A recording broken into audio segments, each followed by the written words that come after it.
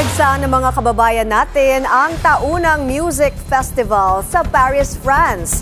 Silipin natin sa agenda report ni Europe correspondent Dick Villanueva.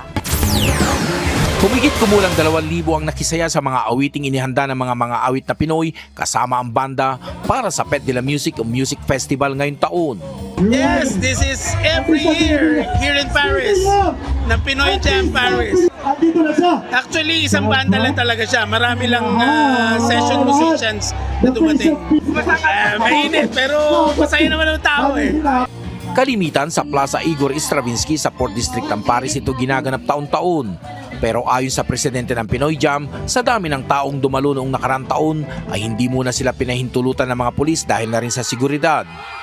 Ngayong taon, pinayagan sila sa may harap ng Palais de Congrès, ilang metro lang ang layo sa Bois de Boulogne. Ang Fête de la Musique ay isang taunang pagdiriwang ng musika na karaniwang nagaganap sa kalagitnaan ng Hunyo sa pagsisimula ng summer season. Hindi magkamayaw ang mga kababayan natin na sumasabay kumanta at sumayaw sa bawat awitin na kinakanta ng mga Pinoy musician. No, No, it's actually my first time. Parang 26 years na ako sa France.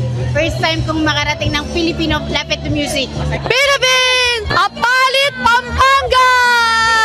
Bumaha din ang mga street food, beer at gulaman na pamatid sa napakainit na temperatura na umabot sa 40 degrees Celsius. Pagdating sa musika, pop, hip-hop o rakrakan, kung anumang genre pa yan, hindi pahuhuli ang Pinoy saan man sulok ng mundo. Para sa agenda, Dick Villanueva, Billionaire News Channel, Paris, France.